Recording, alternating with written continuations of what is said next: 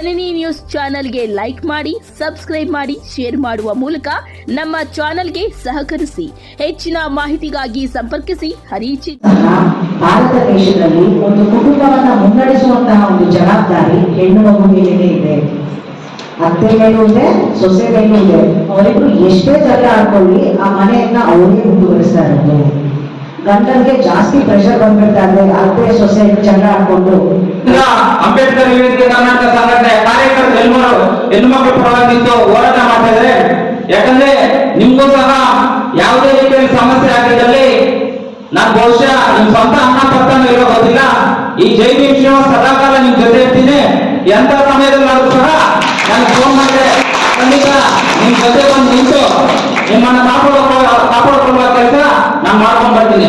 ಯಾಕಂದ್ರೆ ಸರ್ಕಾರದಿಂದ ಸಮಾಜ ಕಲ್ಯಾಣ ಇಲಾಖೆಯಿಂದ ಫ್ರೀ ಆಗಿ ಕೊಡ್ತಾರೆ. ವಿದೇಶಿ ವ್ಯಾಸಂಗಕ್ಕೆ ಪ್ರಬುದ್ಧ ಎನ್ನುವಂತ ಒಂದು ಯೋಜನೆ ಇದೆ. ಸೊ ಅದನ್ನು ಸಹ ಯುಟಿಲೈಸ್ ಮಾಡ್ಕೋಬಹುದು. ನಾನು ಮಾಸ್ಟರ್ಸ್ ಮಾಡಬೇಕು, PhD ಮಾಡಬೇಕು, ಫಾರಿನ್ ಅಲ್ಲಿ ಮಾಡಬೇಕು, ದೊಡ್ಡ ದೊಡ್ಡ ಪ್ರೆಸ್ಟೀಜಿಯಸ್ ಕಾಲೇಜಸ್ ಇದೆಯಲ್ಲ, ಯೂನಿವರ್ಸಿಟೀಸ್ ಇದೆಯಲ್ಲ, ಅಲ್ಲಿ ಮಾಡಬೇಕು ಅಂದ್ರೆ ನಿಮಗೆ 80 lakhs ಅಪ್ ಟು ಎಷ್ಟು ಲ್ಯಾಕ್ಸ್ 80 lakhs ಕೊಡ್ತಾರೆ ಫ್ರೀ ಆಗಿ. ಅಲ್ಲ, ಓದಲಿಕ್ಕೆ ಸ್ಮಾಲ್ ಬೇಸ್ ಇದೆ. ಲರ್ನಿಂಗ್ ಪ್ರೋಸೆಸ್ 15 ಆಗ್ಲಿಕ್ಕೆ ಈ ತರ ಇಂಥದನ್ನು ತಿಳ್ಕೋಬೇಕು. What next, what I should do. 1910 ನೀವೆಲ್ಲರೂ ಮಹಿಳೆಯರು ಒಬ್ಬರನ್ನ ಹೆಸರನ್ನ ಜ್ಞಾಪಕ ಇಟ್ಕೋಬೇಕಾಗತ್ತೆ. ಕ್ಲಾರಾ ಜೆಟ್ಲಿನ್ ಅಂತ ರಷ್ಯಾದಲ್ಲಿರುವ ಮಹಿಳೆ. 1910ರಲ್ಲಿ ಆಕೆ ಪ್ರಥಮವಾಗಿ ಮಹಿಳೆಯರ ಪರವಾಗಿ ಬೀದಿಯಲ್ಲಿ ನಿಂತ್ಕೊಂಡು ಹೋರಾಟ ಮಾಡಿದಂಥಳು. She is advocate. ಎಲ್ಲರೂ ಕೂಡ ಮಹಿಳೆಯರು ಮುಖ್ಯವಾಗಿ ವಿಶ್ವದಲ್ಲಿರ್ತಕ್ಕಂತಹ ಇವತ್ತಿನ ದಿನ ಈ ಸೆಲೆಬ್ರೇಷನ್ ಮಾಡೋದಕ್ಕೆ ಕಾರಣ ಕ್ಲಾರಾ ಜೆಟ್ಲಿನ್. ಹೆಣ್ಮಕ್ಳ ಅಂತಾರಾಷ್ಟ್ರೀಯ ಹೆಣ್ಮಕ್ಳ ದಿನಾಚರಣೆಯನ್ನು ಒಂದು ದಿನ ಆಚರಣೆ ಮಾಡಿಬಿಟ್ಟು ಮಹಿಳೆಯರಿಗೋಸ್ಕರ ಶುಭ ಹಾರೈಸುವುದಲ್ಲ, ಆ ದೌರ್ಜನ್ಯ, ಹಿಂಸೆ ಮತ್ತೆ ನಡೀತಾ ಇರುವಂತಹ ಈ ದಬ್ಬಾಳಿಕೆಯನ್ನು ತಡೆಗಟ್ಟಬೇಕು.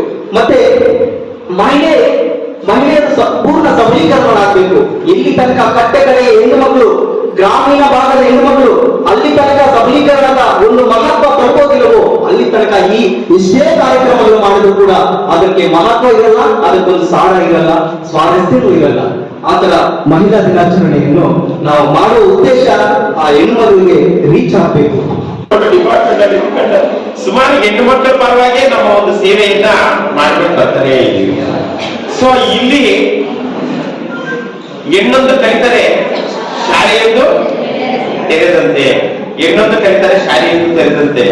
ಸೊ ಈ ಒಂದು ನುಡಿಯನ್ನ ನಾವು ಪ್ರತಿ ಸರಿ ಕೂಡ ನಾವು ಒಂದು ಹೆಣ್ಣು ಯಾಕಂದ್ರೆ 18 ವರ್ಷ ಆದ ತಕ್ಷಣ ಫಸ್ಟ್ ಮದುವೆ ಮಾಡಿ ಕಳಿಸ್ರಪ್ಪ. ಯಾಕಂದ್ರೆ ಹೆಣ್ಣು ಮಗು ನಮ್ಮಲ್ಲಿ ಎಷ್ಟುವರೆಗೂ ಯಾಕಂತ ಹೇಳಿದ್ರೆ ಜಾಸ್ತಿ ಒಂದು ಹೆಣ್ಣು ಒಂದು ಮನೆಗೆ ಒಂದು ಲಕ್ಷಣ. ಸೊ ನಾವು ಯಾವುದೇ ಒಂದು ಹೆಣ್ಣನ್ನ ನಾವು ಪೂಜಿಸಬೇಕು ಅಂತ ಹೇಳಿದ್ರೆ, ಯಾಕಂತಂದ್ರೆ ಪ್ರತಿಯೊಂದು ಆ ಹೆಣ್ಣಿಗೆ ಮನೆಗೆ ಒಂದು ಲಕ್ಷಣ. ಪ್ರತಿಯೊಂದು ಹೆಣ್ಣೊಚ್ಚು ಬೇಡ, ದೊಡ್ಡೊಚ್ಚು ಬೇಡ ಅಂತ ಹೇಳ್ತಾರೆ ನಮ್ಮ. ಯಾಕಂದ್ರೆ ಹೆಣ್ಣಿಗೆ ಅಷ್ಟು ಗೌರವ ಕೊಡ್ತಾರೆ ನಮ್ಮ.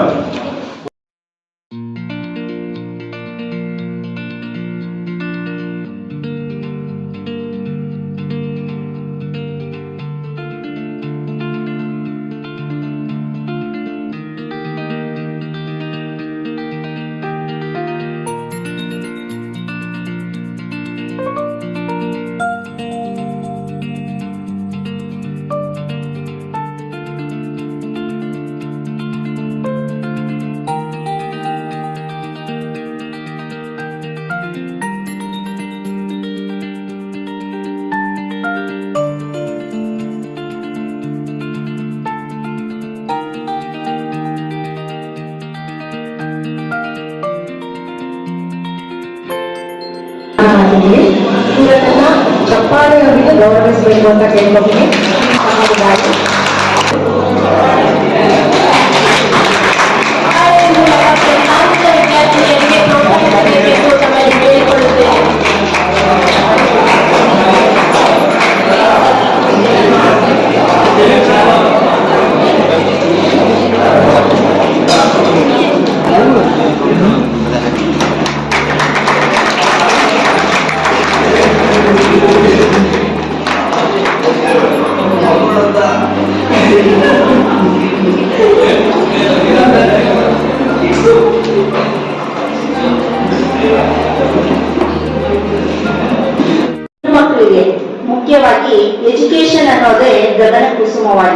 ಅಂದ್ರೆ ಕೈಗೆ ಇಟ್ಕುವಂತಹ ವಸ್ತು ಆಗಿರ್ಲಿಲ್ಲ.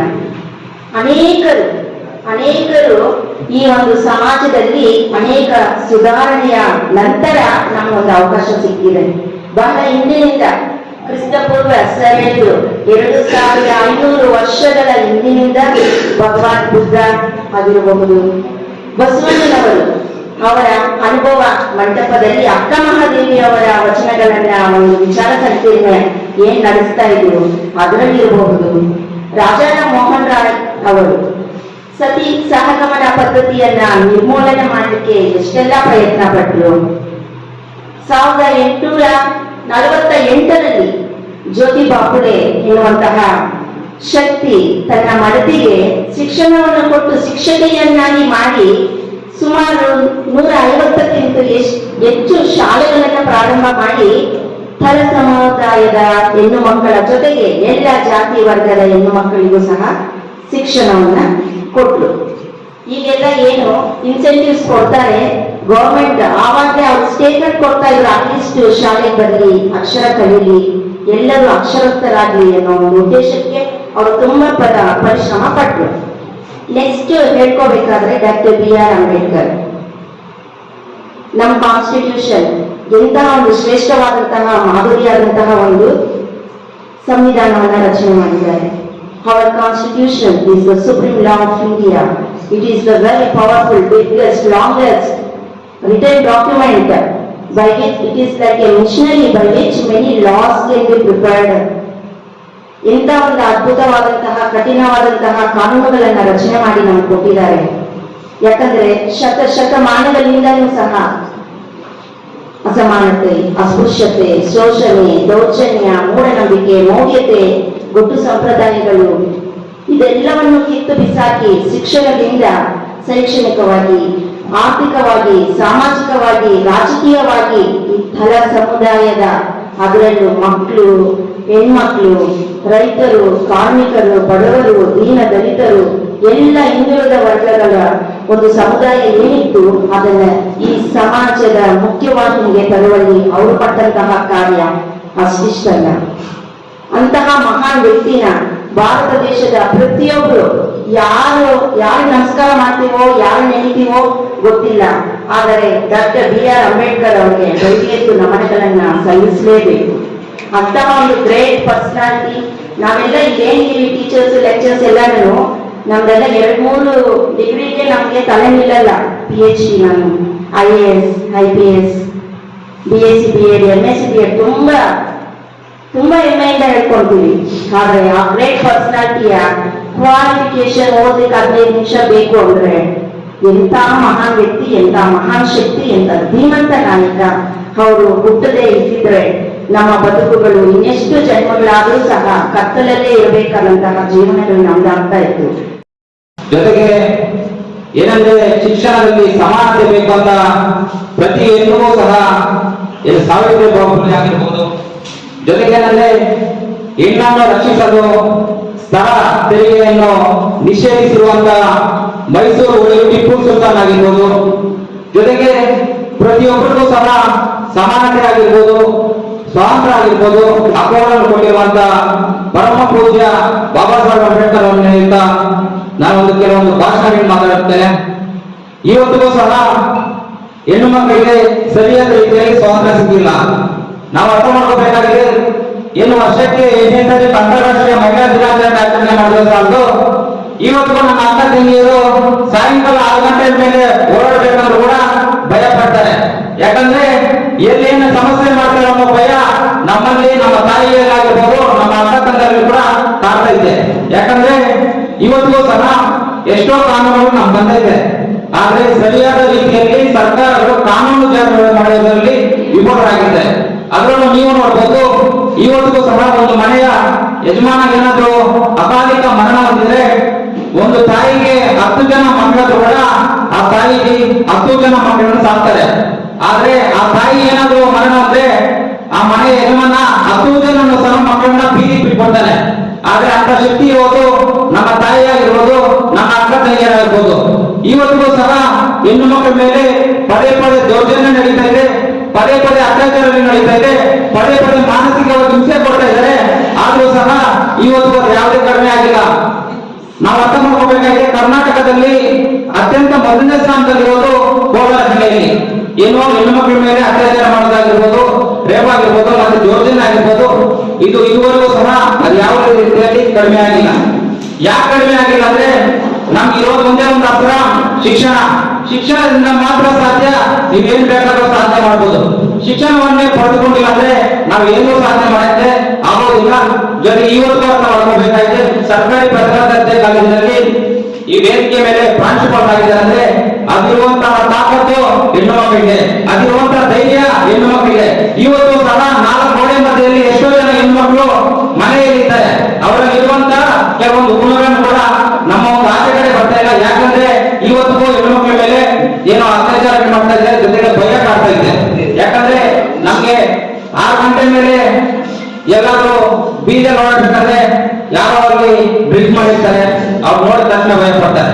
ಇವ್ರು ನಮ್ಮ ಮೇಲೆ ಏನ್ ಮಾಡ್ಬಿಡ್ತಾರೋ, ಯಾವ ರೀತಿ ದೌರ್ಜನ್ಯ ಮಾಡ್ತಾರೋ ಅನ್ನೋ ಭಯ ಇವತ್ತು 50% ಏನೋ ಹೆಣ್ಮಕ್ಳ ಮೇಲೆ ಇದೆ.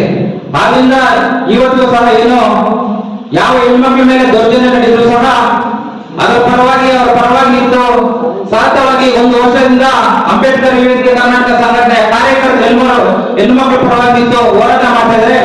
ಯಾಕಂದ್ರೆ ನಿಮ್ಗೂ ಸಹ ಯಾವುದೇ ರೀತಿಯಲ್ಲಿ ಸಮಸ್ಯೆ ಆಗಿದ್ದಲ್ಲಿ ನಾನು ಬಹುಶಃ ನಿಮ್ ಸ್ವಂತ ಅನ್ನ ಪತ್ತನ್ನು ಇರೋ ಗೊತ್ತಿಲ್ಲ, ಈ ಜೈ ಭೀಮ್ ಶ್ರೀನಿವಾಸ್ ಸದಾಕಾಲ ನಿಮ್ ಜೊತೆ ಇರ್ತೀನಿ.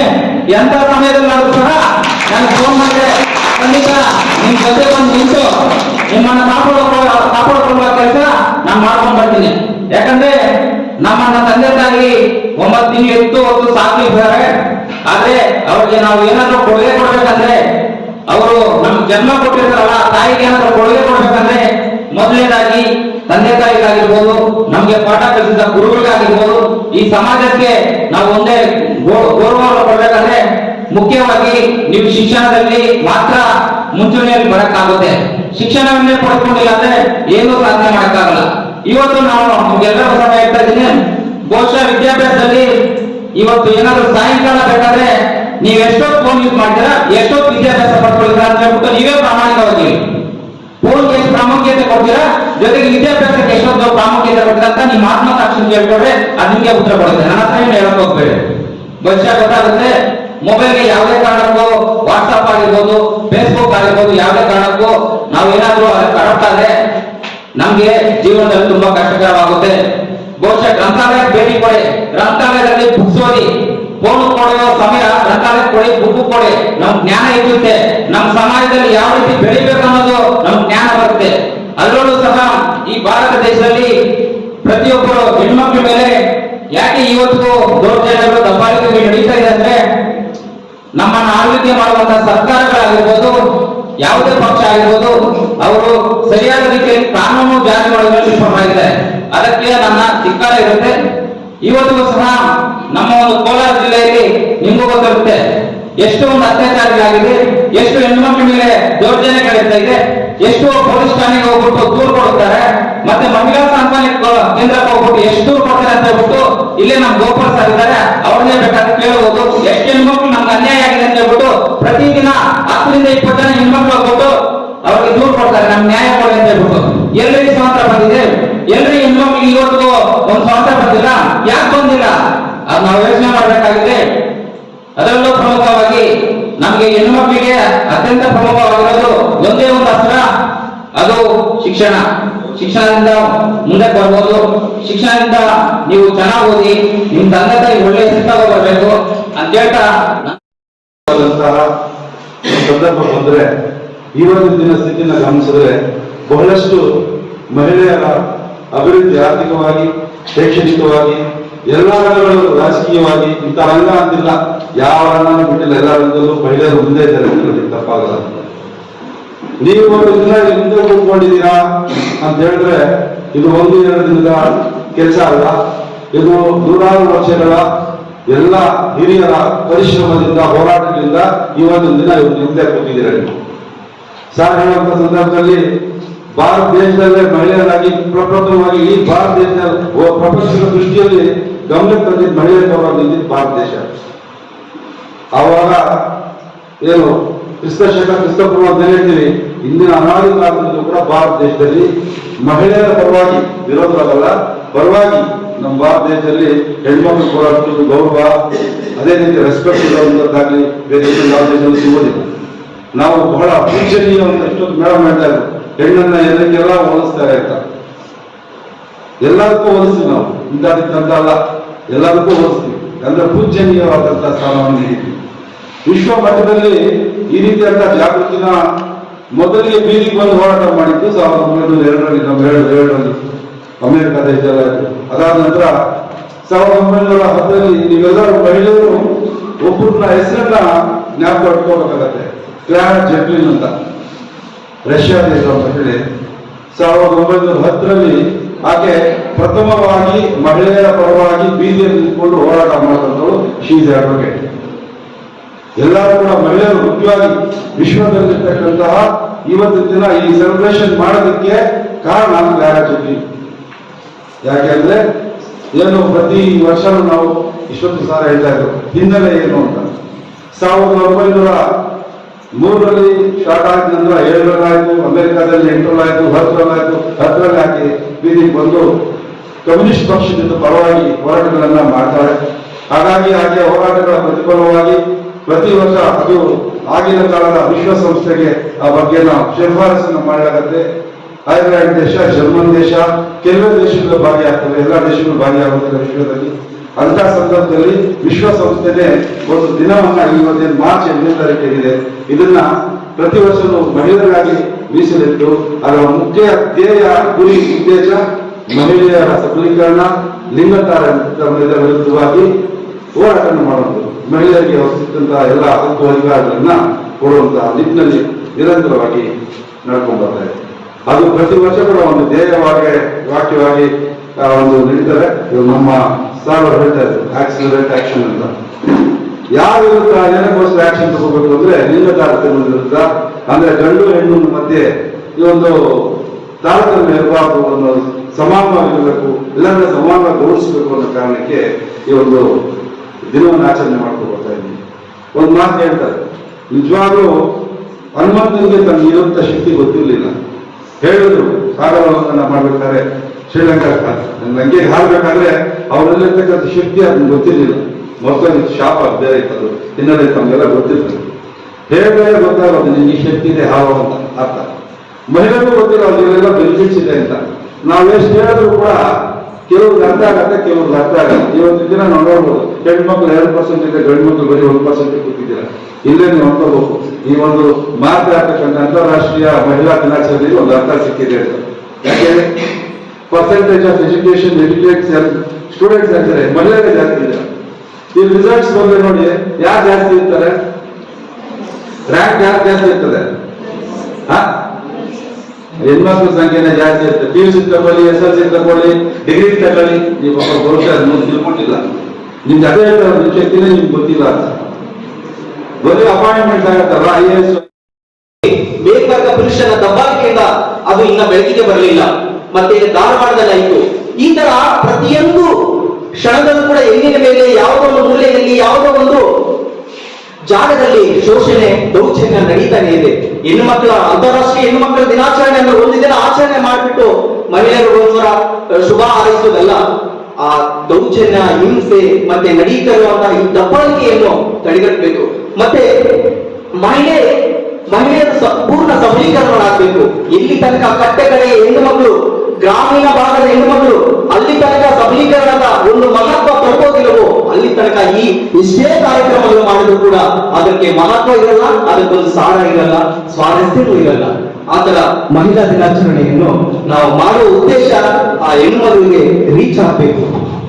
ಮತ್ತೆ ನಮ್ಮ ದೇಶದಲ್ಲಿ ಸಾವಿತ್ರಿ ಬಾಪುಲೆ, ಜ್ಯೋತಿ ಬಾಪುಲೆ ಹುಟ್ಟಲಿಲ್ಲ ಅಂದಿದ್ರೆ, ಅಂಬೇಡ್ಕರ್ ಸಂವಿಧಾನ ಬರೀಲಿಲ್ಲ ಅಂದಿದ್ರೆ, ಬುದ್ಧ ಬಸವಣ್ಣ ಬಂದಿಲ್ಲ ಅಂದಿದ್ರೆ ಈ ಮಹಿಳೆಯರಿಗೆ ಮತ್ತೆ ಈ ಹೆಣ್ಮಗಳಿಗೆ ಮತ್ತಷ್ಟು ಸ್ಥಾನಮಾನ ಶೋಷಣೆಗಳು ತಪ್ಪಿದ್ದು ಆಗುತ್ತಿರಲಿಲ್ಲ. ಅವರು ಒಂದು ಅಡಿಪಾಯ ಹಾಕೊಟ್ರು. ಬುದ್ಧ ಆ ಕಡೆ ಆಗ್ಲೇನೆ ಚಿಂತೆ ಮಾಡಿದ್ದ, ಕ್ರಿಸ್ತ ಪೂರ್ವದಲ್ಲೇ ಚಿಂತನೆ ಮಾಡಿದ್ದ, ಅದನ್ನು ವಚನಗಳಲ್ಲಿ ಬಸವಣ್ಣ ಕಟ್ಟಿಕೊಟ್ಟಿದ್ದ. ಅದೇ ತರ ನಮ್ಮ ಸಂಜೀವ ನಮ್ಮ ಸಾಹಿತ್ಯದಲ್ಲಿ ಒಂದು ಮಾತು ಹೇಳ್ತಾರೆ, ಪೆಣ್ಣೆಲ್ಲವೇ ನಿಮ್ಮನ್ನೆಲ್ಲ ಪಡೆದ ತಾಯಿ, ಪೆನ್ನಲ್ಲವೇ ನಿಮ್ಮನ್ನೆಲ್ಲ ಪೊರೆದವರು, ಪೆನ್ನು ಪೆನ್ನಲ್ಲೇತಕ್ಕೆ ನೀರುಗಳೆಯವರು, ಕಣ್ಣು ಕಾಣದ ಗಾವಿಲ್ಲರು. ಪೆನ್ನಲ್ಲವೇನೋ ಅಂದ್ರೆ ಪೆನ್ನು ಹೆಣ್ಣು, ಹೆಣ್ಣು ನಿಮ್ಮನ್ನೆಲ್ಲ ಪೊರೆದವರು, ರಕ್ಷಿಸಿದವರು ಅಂತಹ ಹೆಣ್ಣಿನ ಮಹತ್ವವನ್ನು ನೀವು ತಿಳಿಯಿರಿ. ಯಾಕೆ ಆಕೆಯನ್ನು ಹೀಯಾಳಿಸ್ತೀರಿ, ಗೋಳಾಡಿಸ್ತೀರಿ? ಆಕೆ ಒಂದು ಹೆಣ್ಣು, ನಿನ್ನಂತಹ ಆಳಿದಂತಹ ಒಂದು ಹೆಣ್ಣು ಅಂತ ನಮ್ಮ ಸಂಜೀವ ಹೊನ್ನಮ್ಮ ಅದುಬರಿ ಧರ್ಮದಲ್ಲಿ ಹೇಳ್ತಾರೆ. ಇಂದು ಮಹಿಳೆ ಒಂದು ಸ್ಥಾನ, ಒಂದು ತಾಯಿ ಪಾತ್ರ, ಹೆಂಡತಿ ಪಾತ್ರ, ಅದರ ಜೊತೆಗೆ ಸ್ನೇಹಿತೆಯಾಗಿ, ಸಹೋದ್ಯೋಗಿಯಾಗಿ ವಿವಿಧ ಪಾತ್ರಗಳನ್ನು ಪೋಷಿಸುತ್ತಾ ಬಂದಿದ್ದಾರೆ. ಆಕೆಯ ಸ್ಥೈರ್ಯ ನಾವು ಊಹಿಸಕ್ಕೂ ಆಗಲ್ಲ. ಅಂತಹ ಮಹತ್ವವಾದಂತಹ ಧೈರ್ಯ ಸಾಧಕಿ ಆಕೆ ಆಗಿದ್ದಾಳೆ. ಈ ಸಮಾಜದ ಶಕ್ತಿ ಮತ್ತು ಕುಟುಂಬದ ಕಣ್ಣು. ಆಕೆ ಕುಟುಂಬದಲ್ಲಿ ಎಷ್ಟೊಂದು ಕೆಲಸ ನಿಭಾಯಿಸ್ತಾರೆ ಅಂತ ನೀವು ನೋಡಿದಿರಿ, ನಿಮ್ಮ ಅಮ್ಮಂದಿರು ನೋಡಿದಿರಿ, ನೀವು ಕೂಡ ಎಷ್ಟೊಂದು ಕೆಲಸ ಮಾಡ್ತಿದ್ದೀರಿ ಅಂತ ನೋಡಿದಿರಿ, ಆಯ್ತಾ? ಇವೆಲ್ಲವೂ ಆಕೆ ನಿಮ್ಮ ಶ್ರಮಕ್ಕೋಸ್ಕರ ಇಟ್ಟಿರುವಂತಹ ಒಂದು ಏಕೈಕ ದಿನನೇ ಈ ಅಂತಾರಾಷ್ಟ್ರೀಯ ಮಹಿಳಾ ದಿನಾಚರಣೆಯ ವಿಶೇಷತೆಯಾಗಿದೆ. ಅದರ ಜೊತೆಗೆ ಆರ್ಥಿಕವಾಗಿ, ಸಾಮಾಜಿಕವಾಗಿ ಮತ್ತೆ ರಾಜಕೀಯವಾಗಿ ವಿವಿಧ ಕ್ಷೇತ್ರಗಳಲ್ಲಿ ತಮ್ಮನ್ನು ತಾವು ತೊಡಗಿಸಿಕೊಂಡು ಅವರು ಮಾಡಿದಂತಹ ಸೇವೆ, ಸಾಧನೆಯನ್ನು ಗುರುತಿಸುವಂತಹ ದಿನ ಇದಾಗಿದೆ. ಆ ಸಾಧನೆಯ ಒಂದು ಮಹತ್ವವನ್ನು ಕುರಿತು ಹೇಳುವುದು ನಮ್ಮ ಮಹಿಳಾ ದಿನಾಚರಣೆಯ ವಿಶೇಷ ಆಗಿದೆ. ಒಂದು ಕಡೆ ವಿದ್ಯೆಗೆ ಸರಸ್ವತಿ, ಸಂಪತ್ತಿಗೆ ಲಕ್ಷ್ಮಿ, ಶಕ್ತಿಗೆ ಪಾರ್ವತಿ, ಎಲ್ಲಕ್ಕೂ ಮಿಗಿಲಾಗಿ ಜನ್ಮ ಕೊಟ್ಟವರು ನಮ್ಮ ಹೆಣ್ಣು. ಇಂತಹ ಲೋಕಮಾತೆಗೆ ಕೋಟಿ ನಮನಗಳು. ಅಂದ್ರೆ ಇಷ್ಟೆಲ್ಲ ಸಾಧನೆ ಮಾಡಿ, ಇಷ್ಟೆಲ್ಲ ಮಹತ್ವ ಪಡೆದುಕೊಂಡು ಹೆಣ್ಣಿಗೆ ತನ್ನದೇ ಆದಂತಹ ಗೌರವ ಮತ್ತೆ ಎಷ್ಟು ಆಕೆಗೆ ನಮನಗಳು, ನಮಸ್ಕಾರಗಳು ಸಲ್ಲಿಸಿದ್ರು ಸಾಕಾಗಲ್ಲ. ಆಕೆ ತಾಯಿ ಪಾತ್ರದಲ್ಲಿ ಮಗುವನ್ನು ಆ ಶ್ರಮದಲ್ಲಿ ಎಷ್ಟೊಂದು ಬಳಸುತ್ತಾಳೆ ಅಲ್ವಾ? ಅದಕ್ಕೆ ಕೊನೆಯದಾಗಿ ಹೇಳೋದಾದ್ರೆ, ಮಹಿಳಾ ದಿನಾಚರಣೆ ಶುಭ ಹಾರೈಸುವ ಒಂದು ದಿನಕ್ಕೆ ಬಿಡಬೇಡಿ. ಆಕೆಯ ನೋವು ಮತ್ತೆ ನೋವಿನಲ್ಲಿ ನುಂಗಿ ಮಗುವನ್ನು ಚೆಲ್ಲುವ ನಾಯಿಗೆ ನ್ಯಾಯ ಸಿಗಬೇಕು. ಹೆಣ್ಣಿಲ್ಲದ ಜೀವವಿಲ್ಲ, ಹೆಣ್ಣಿಲ್ಲದ ಜೀವನವಿಲ್ಲ. ಇದನ್ನು ತಿಳಿದುಕೊಂಡು ಅರಿತು ಬಾಳೋಣ. ಎಲ್ಲರಿಗೂ ಮತ್ತೊಮ್ಮೆ ಧನ್ಯವಾದಗಳು. ವ್ಯತ್ಯಾಸ ಇದೆ.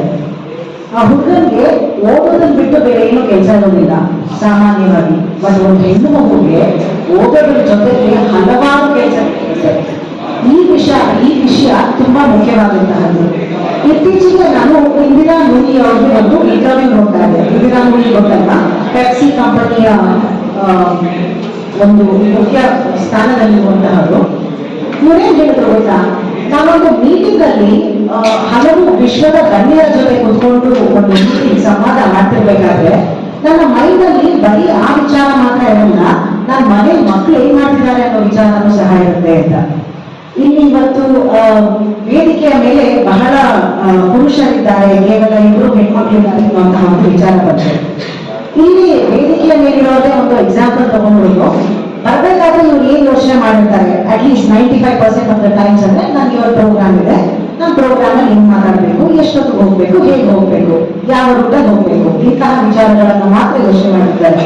ಆದ್ರೆ ನಮ್ಮ ಸಹೋದ್ಯೋಗಿ ಮಿತ್ರರಲ್ಲಿ ಅಥವಾ ವೇದಿಕೆಯ ಮೇಲೆ ಉಪಸ್ಥಿತಿರುವಂತಹ ಹೆಣ್ಮಕ್ಳಿರಲಿ, ಮನೆಯಲ್ಲಿ ಬ್ರೇಕ್ಫಾಸ್ಟ್ ಏನ್ ಕೊಡ್ಬೇಕು, ಫ್ಯಾಮಿಲಿಯಲ್ಲಿ ಎಷ್ಟು ಜನ ಇದ್ದಾರೆ, ವಾಪಸ್ ಹೋಗಿ ನಾನು ಏನ್ ಅಡುಗೆ ಮಾಡ್ಬೇಕು, ಹೋಗಕ್ಕೆ ಎಷ್ಟು ಹೊತ್ತಾಗುತ್ತೆ, ಇದೆಲ್ಲದ್ರ ಬಗ್ಗೆಯೂ ಸಹ ಯೋಚನೆ ಮಾಡ್ತಾರೆ. This is mental burden. ಯೋಚನೆ ಮಾಡಿದ್ರೆ ಅದ್ರ ಬಗ್ಗೆ ಈ ಮೆಂಟಲ್ ಬರ್ಡನ್ ಅನ್ನೋಂತಹದ್ದು ಇಟ್ ಇಸ್ ವೆರಿ ಇಂಟ್ಯಾಂಜಿಬಲ್. ಇದು ಕಣ್ಣಿಗೆ ಕಾಣಿಸಲ್ಲ. ಒಬ್ಬ ಪುರುಷ ಕೆಲಸಕ್ಕೆ ಹೋಗಿ ಕೆಲಸ ಮಾಡ್ತಿದ್ದಾರೆ 7 hours, ಒಬ್ಬ ಹೆಣ್ಮಕ್ಳು ಹೋಗಿ ಅದೇ 7 hours ಕೆಲಸ ಮಾಡ್ತಿದ್ದಾರೆ. ಇಬ್ಬರಿಗೂ ಅಷ್ಟೇ ತಾನೇ ಕೆಲಸ ಇರೋದ್ರೆ who is going to take this mental burden into count? ಈಗೂ ಸಹ ಭಾರತ ದೇಶದಲ್ಲಿ ಒಂದು ಕುಟುಂಬವನ್ನ ಮುನ್ನಡೆಸುವಂತಹ ಒಂದು ಜವಾಬ್ದಾರಿ ಹೆಣ್ಣು ಮಗು ಮೇಲೇನೆ ಇದೆ. ಅತ್ತೆ ಮೇಲೂ ಇದೆ, ಸೊಸೆ ಮೇಲೂ ಇದೆ. ಅವರಿಬ್ರು ಎಷ್ಟೇ ಜಗಳ ಆಡ್ಕೊಳ್ಳಿ ಆ ಮನೆಯನ್ನ ಅವರಿಗೆ ಮುಂದುವರಿಸ್ತಾ ಇರೋದು. ಗಂಡನಿಗೆ ಜಾಸ್ತಿ ಪ್ರೆಷರ್ ಬಂದ್ಬಿಡ್ತಾರೆ, ಅತ್ತೆ ಸೊಸೆ ಜಗಳ ಆಡ್ಕೊಂಡು ಗಂಡ ಬದುಕಿದಾರೆ ತಾನೆ, ಊಟ ಕೊಡ್ತಾರೆ ತಾನೆ, ಈಸ್ ಫೈನ್ ಅಲ್ಲ. Why are to making fun of this fact? This is a very sad Indian reality. ಗೊತ್ತಾ, ಬಹಳ ಶೋಷಣೀಯವಾಗಿರುವಂತಹ ಒಂದು ಪರಿಸ್ಥಿತಿ. ಇಡೀ ವಿಶ್ವದಲ್ಲೇ ನಾವು ನೋಡಿದ್ರೆ ಯಾವ ದೇಶದಲ್ಲಿ ಕುಟುಂಬಗಳು ಸುಸ್ಥಿರವಾಗಿದೆ ಅಂತ ನೋಡಿದಾಗ ಅದು ಭಾರತದಲ್ಲಿ. ಆದ್ರೂ ನಾವೇನ್ ಹೇಳ್ತಾ ಇದೀವಿ, ಅತ್ತೆ ಸೊಸೆ ಜಗಳ ಆಡ್ತಾ ಇದ್ದಾರೆ ಇಂಡಿಯನ್ ಸೊಸೈಟಿಯಲ್ಲಿ ಅಂತ. This mentality should go. ಯಾಕೆ ಇದು ಪದೇ ಪದೇ ರಿಪೀಟ್ ಆಗ್ತಿದೆ ಅಂದ್ರೆ ನಾವೇ ಒಪ್ಕೊಳ್ತಾ ಇದೀವಿ ಅದನ್ನ. ಯಾರಾದ್ರೂ ಅದ್ರ ಬಗ್ಗೆ ಈ ತರ ಮಾತಾಡ್ಬೇಡಿ ಅಂತ ಹೇಳಿದೀರಾ? ಇಲ್ಲ. ನಾವೇ ಬೇರೆಯವ್ರ ಹತ್ರ ಹೋಗಿ ಮಾತಾಡ್ಬೇಕಾದ್ರೂ ಅದೇ ಸೆಂಟೆನ್ಸಸ್ ಗಳನ್ನೇ ಬಳಸ್ತೀವಿ. ಮನೆಯನ್ನ ನೋಡ್ಕೊಳ್ಳುವಂತಹದ್ದು, family is basic social institution ಅಲ್ವಾ? ನಮ್ಮ ಒಂದು ಫೌಂಡೇಶನ್ ಕುಟುಂಬ. ಆ ಕುಟುಂಬವನ್ನ ನೋಡ್ಕೊಳ್ಳುವಂತಹ ಹೆಣ್ಣು ಮಗು ಬಗ್ಗೆ ನಾವು ಈ ರೀತಿಯಾಗಿ ಮಾತಾಡೋದು ಸರಿಯಲ್ಲ. ಈ ಒಂದು ವರ್ಷದ ಒಂದು UN ಸ್ಟೇಟ್ಮೆಂಟ್ ಏನು ಅಂದ್ರೆ ಆಕ್ಸಿಲರೇಟ್ ಆಕ್ಷನ್. ಸರ್ ಸಹ ಇದ್ರ ಬಗ್ಗೆ ಮಾತಾಡಿದ್ರು. ಆಕ್ಸಿಲರೇಟ್ ಅಂದ್ರೆ ಏನು?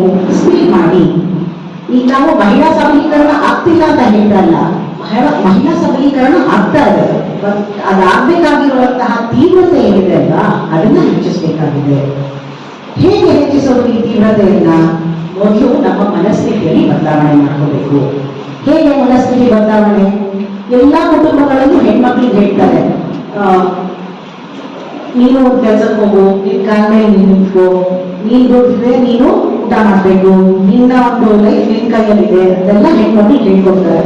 ಸೊ ಏನಾಗುತ್ತೆ, ಹೆಣ್ಮಕ್ಳ ಮೈಂಡ್ ಅಲ್ಲಿ ನಾನ್ ಕೆಲ್ಸಕ್ಕೆ ಹೋಗ್ಬೇಕು, ನಂದು ರೆಸ್ಪಾನ್ಸಿಬಿಲಿಟಿ ಇದೆ ಅಂತ ಬರುತ್ತೆ. ಅದೇ ತಾಯಿ ಅಥವಾ ತಂದೆ ಆ ಮನೆಯಲ್ಲಿರುವಂತಹ ಗಂಡು ಮಕ್ಕಳಿಗೆ ನೀನು ಫ್ಯೂಚರ್ ಅಲ್ಲಿ ಮದುವೆ ಆದಾಗ ನೀನ್ ಹೆಂಡತಿಗೆ ಮನೆ ಕೆಲಸ ಮಾಡಕ್ ಸಪೋರ್ಟ್ ಮಾಡೋದು ಹೇಳ್ಕೊಡ್ತಾ ಇದಾರ? ಹೇಳ್ಕೊಡ್ತಾ ಇದಾರ? ನಮ್ಮ ಕಾಲೇಜಲ್ಲಿ ಇರೋ ಬಾಯ್ಸ್ಗೆ ಕೇಳೋಣ, ಹೇಳ್ಕೊಡ್ತಿದಾರ? ಇಲ್ಲ. ಅವ್ರಿಗೆ ಹೇಳ್ಕೊಡ್ತಿದ್ದಾರೆ, ನೀನು ಕೆಲ್ಸಕ್ಕೆ ಹೋಗೋದು ಅದನ್ನ ಮಾತ್ರ ಹೇಳ್ಕೊಡ್ತಿದ್ದಾರೆ. ಹೆಣ್ಮಕ್ಳು ಕೆಲ್ಸಕ್ಕೆ ಹೋಗೋದ್ರ ಜೊತೆಗೆ ಮನೆಯನ್ನು ನೋಡ್ಕೊಳ್ಳುವಂತಹ ಡಬಲ್ ಡ್ಯೂಟೀಸ್ ಬರ್ತಾ ಇದೆ. ನಮ್ಮ ರೂಪಕಲಾ ಶಶಿಧರ್ ಮಾಡಿ, doctor Roopakala Shashidhar, such an exemplary woman. ಎಂತಹ ಒಂದು ದಟ್ಟವಾದಂತಹ ಒಂದು ಹೆಣ್ಣು ಅವರು. ಅವ್ರು ನಮ್ಗೆಲ್ಲ ಒಂದು ಉದಾಹರಣೆ. ಮೇಡಮ್ ಜೊತೆ ಅವ್ರ ಮನೆಗೆ ಹೋಗಿದಾಗ ಮಾತಾಡ್ಬೇಕಾದ್ರೂ ಅವ್ರು ಅದೇ ಅಂದ್ರು, ನಮ್ಗೆ ಹೊರಗಡೆ ಹೋಗ್ಬೇಕಾದ್ರೆ I concern about my children at home ಅಂತ. ಯಾವ್ದಾದ್ರು ಪಾಲಿಟಿಷಿಯನ್ ನನ್ನ ಮನೆ ನನ್ನ ಮಕ್ಕಳ ಬಗ್ಗೆ ನನ್ ಕನ್ಸರ್ನ್ ಇದೆ ಅಂತ ಮೇನ್ ಪಾಲಿಟಿಷಿಯನ್ ಕೇಳಿದೀರಾ? ಈಗ ನಮ್ಗೆ ಬೇಕಾಗಿರೋದು ಚೇಂಜ್ ಇನ್ ಮೈಂಡ್ ಸೆಟ್. ಯಾರ ಮೈಂಡ್ ಸೆಟ್ ಅಲ್ಲಿ? ಪುರುಷರ ಮೈಂಡ್ ಸೆಟ್. ನಾನು ಈಕ್ವಲ್ ಕಾಂಟ್ರಿಬ್ಯೂಟ್ ಮಾಡ್ತೀನಿ ಮನೆಯಲ್ಲಿ ಅಂತ ಯಾವಾಗ ಪುರುಷರು ಶುರು ಮಾಡ್ತಾರೆ, ಆವಾಗ ಹೆಣ್ಮಕ್ಳಿಗೆ ಎಕ್ಸ್ಟ್ರಾ ಪುಷ್ ಕೊಡೋದೇನು ಬೇಕಾಗಿಲ್ಲ, ಅವ್ರು ಆಟೋಮ್ಯಾಟಿಕಲಿ ಮುಂದೆ ಹೋಗ್ತಾರೆ. ಇಲ್ಲಿರೋ ಹೆಣ್ಮಕ್ಳಿಗೆ ಮತ್ತೆ ಇಲ್ಲಿರುವಂತಹ ನಮ್ಮ ವಿದ್ಯಾರ್ಥಿಗಳಿಗೆ ನಾನು ಹೇಳೋದಿಷ್ಟೇ, ಈಕ್ವಾಲಿಟಿ ಅನ್ನೋದು ಮೈಂಡ್ ಸೆಟ್ ಬರಬೇಕು. ಈಕ್ವಾಲಿಟಿ, ಒಬ್ರು ಮುಂದೆ ಒಬ್ರು ಹಿಂದೆ ಅಂತಲ್ಲ. ಫೆಮಿನಿಸ್ಟ್ ಅಂದ್ರೆ ಒಂದು ನೆಗೆಟಿವ್ ವರ್ಡ್ ಆಗ್ಬಿಡಿದೆ ಈ ನಡುವೆ. ಗೊತ್ತಿದ್ಯಾ? ಹೇಳಿದ್ದೀರಾ ನೀವು? ಅವರೊಂದು ಸ್ತ್ರೀವಾದಿ ತರ ಮಾತಾಡ್ತಾರಪ್ಪ, ಅವ್ರ ಜೊತೆ ಮಾತಾಡಕ್ಕಾಗಲ್ಲ ಅಂತಾರೆ. ಸ್ತ್ರೀವಾದಿ ಅನ್ನೋದು ನೆಗೆಟಿವಿಟಿ ಅಲ್ಲ, it is a positive change that is necessary. ಏನ್ ಮಾಡ್ಬೇಕು ಪಾಸಿಟಿವ್ ಚೇಂಜ್? ನಾವು ವಿಶ್ವದ ಒಂದು ಮಟ್ಟದಲ್ಲಿ ಯೋಚನೆ ಮಾಡೋದು ಬೇಡ, ಬರೀ ನಮ್ಮ ಮನೆಯ ಒಂದು ಮಟ್ಟದಲ್ಲಿ ಯೋಚನೆ ಮಾಡಿ ಹೆಣ್ಮಕ್ಳು ಗಂಡು ಮಕ್ಳು ಇಬ್ರು ಸಮಾನರು ಅಂತ ಹೇಳಿದ್ರೆ ಸಾಕು. ಆಕ್ಸಿಲೇಟ್ ಡಿಪಾರ್ಟ್ಮೆಂಟ್ ಅಲ್ಲಿ ಸುಮಾರು ಹೆಣ್ಣು ಮಕ್ಕಳ ಪರವಾಗಿ ನಮ್ಮ ಒಂದು ಸೇವೆಯನ್ನ ಮಾಡ್ಕೊಂಡು ಬರ್ತಾನೆ ಇದ್ದೀವಿ. ಸೊ ಇಲ್ಲಿ ಹೆಣ್ಣೊಂದು ಕಲಿತಾರೆ ಶಾಲೆಯೊಂದು ತೆರೆದಂತೆ, ಹೆಣ್ಣೊಂದು ಕಲಿತಾರೆ ಶಾಲೆಯೊಂದು ತೆರೆದಂತೆ. ಸೊ ಈ ಒಂದು ನುಡಿಯನ್ನ ನಾವು ಪ್ರತಿ ಸರಿ ಕೂಡ ನಾವು ಒಂದು ಹೆಣ್ಣು ಯಾಕಂತಂದ್ರೆ 15 ವರ್ಷ ಆದ ತಕ್ಷಣ ಫಸ್ಟ್ ಮದುವೆ ಮಾಡಿ ಕಳಿಸ್ರಪ್ಪ. ಯಾಕಂದ್ರೆ ಹೆಣ್ಣು ಮಗು ನಮ್ಮಲ್ಲಿ ಎಷ್ಟುವರೆಗೂ ಯಾಕಂತ ಹೇಳಿದ್ರೆ ಜಾಸ್ತಿ ಒಂದು ಹೆಣ್ಣು ಒಂದು ಮನೆಯನಿಗೆ ಒಂದು ಲಕ್ಷಣ. ಸೊ ನಾವು ಯಾವುದೇ ಒಂದು ಹೆಣ್ಣನ್ನ ನಾವು ಪೂಜಿಸಬೇಕು ಅಂತ ಹೇಳಿದ್ರೆ, ಯಾಕಂತಂದ್ರೆ ಪ್ರತಿಯೊಂದು ಆ ಹೆಣ್ಣಿಗೆ ಮನೆಗೆ ಒಂದು ಲಕ್ಷಣ. ಪ್ರತಿಯೊಂದು ಹೆಣ್ಣೊಚ್ಚು ಬೇಡ ದೊಡ್ಡೊಚ್ಚು ಬೇಡ ಅಂತ ಹೇಳ್ತಾರೆ ನಮ್ಮ. ಯಾಕಂದ್ರೆ ಹೆಣ್ಣಿಗೆ ಅಷ್ಟು ಗೌರವ ಕೊಡ್ತಾರೆ ನಮ್ಮ. ಒಂದು ಹೆಣ್ಣು ಮಗು ಮನೆ ಹೊಸಲನ್ನ ತುಳಿದಿದ್ದಾರೆ ಅಂದ್ರೆ ಯಾವ ತುಂಬ ಆ ಮಗು ನಮ್ಮ ಮನೆಗೆ ಆ ಹೆಣ್ಣು ಮಗು ಬಂತು ಅಂತ ಹೇಳಿದ್ರೆ ಆ ಮನೆಯಿಂದ ತುಂಬಾ ಚೆನ್ನಾಗಿದೆ, ಅವ್ರಿಗೂ ಅದೃಷ್ಟ ಬಂದಿದೆ ಅಂತೇಳಿ ಹೇಳ್ಕೊಡ್ತಾರೆ. ಸೊ ನಿಮ್ಮಲ್ಲಿ ಎಷ್ಟು ಒಂದು ಇದಿದೆ ಯೋಚನೆ ಮಾಡಿ, ಹೌದೇ ಇಲ್ವಾ? ಹೌದೇ ಇಲ್ವಾ? ಸೊ ಅದನ್ನ ಈ ದಿವಸವನ್ನ ನಾವು ಆಚರಣೆಯಾಗಿ, ಮಹಿಳಾ ದಿನಾಚರಣೆಯಾಗಿ ನಾವು ಇಡೀ ನಮ್ಮ ಹೊರಟಲ್ಲಿ ಮಾಡ್ತಾ ಇದ್ದೇವೆ. ಸೊ ಅದಕ್ಕೆ ತಾವು ದಯವಿಟ್ಟು ಎಲ್ಲರೂ ಅಷ್ಟೇ ನಿಮ್ಮ ಒಂದು ಭವಿಷ್ಯದ ನಿಮ್ಮ ಕೈಯಿಂದಲೇ ಇದೆ. ಯಾಕಂದ್ರೆ ಹೆಚ್ಚಿಗೆ ನಾನು ಮಾತಾಡಕ್ ಹೋಗೋದಿಲ್ಲ, ಯಾಕಂದ್ರೆ ನಮ್ಮ ಲಾಯರ್ ಸಾಹೇಬರು ಎಲ್ಲ ಹೇಳ್ಬಿಟ್ಟಿದ್ದಾರೆ. ಸೊ ನೀವು ನಿಮ್ಮ ಒಂದು ಭವಿಷ್ಯತ್ತನ್ನ ನಿಮ್ಮ ಕೈಯಿಂದ ರೂಪಿಸ್ಕೊಳ್ಳೋದು ಒಂದೇ ಒಂದು ಏನಂತ ಹೇಳಿದ್ರೆ ಶಿಕ್ಷಣ. ನಾನು ಮದುವೆ ಆಗಿ ಹೋಗಿದ್ದೆ, ನಾನು ಸೆಟ್ಲ್ ಆಗಿ ಹೋಗಿದ್ದೀನಿ ಅಂದ್ರೆ 100ಕ್ಕೆ 100% ತಪ್ಪು.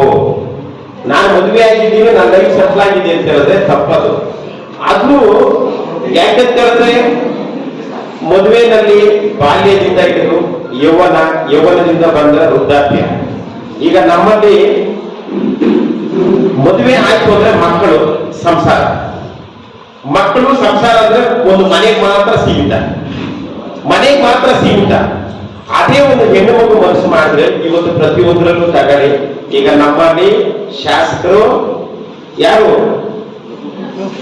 ನಮ್ಮಲ್ಲಿ ಶಾಸಕ ಯಾರು ನಿಮ್ಮಂತ ಹೆಣ್ಣು ಮಗು ಅಲ್ವಾ, ಒಂದು ಮಿನಿಸ್ಟ್ರು ನಿಮ್ಮಂತ ಒಂದು ಹೆಣ್ಣು ಮಗುನೆ, ಇವತ್ತು ಒಂದು ರಾಷ್ಟ್ರಪತಿ ನಿಮ್ಮಂತ ಹೆಣ್ಣು ಮಗುನೆ. ಮಹಿಳೆಯರು ಯಾವ ಮಟ್ಟಕ್ಕೆ ಹೋಗ್ತಾ ಇದೆ ಅಂತ ಹೇಳಿದ್ರೆ ಅದನ್ನ ಒಂದು ಬಾಟಮ್ ಇಂದ ಹಿಡಿದು ಇಡೀ ನಮ್ಮ ಒಂದು ದೇಶದ ಒಂದು ಪ್ರಧಾನಿ ಇಂದಿರಾ ಗಾಂಧಿಯಿಂದ ಹಿಡಿದು ದೇಶದ ರಾಷ್ಟ್ರಪತಿಯಿಂದ ಹಿಡಿದು ಪ್ರತಿಯೊಂದು ಕೂಡ ಹೆಣ್ಣು ಮಗು ಏನನ್ನ ಸಾಧನೆ ಮಾಡಿದ್ರೆ ಏನು ಬೇಕಾದ್ರೂ ಮಾಡ್ತಾಳೆ ಅನ್ನೋದಕ್ಕೆ ಒಂದು ನಿದರ್ಶನ ಆದರ್ಶವಾಗಿ ತಗೋಬೇಕಾದಂತೆ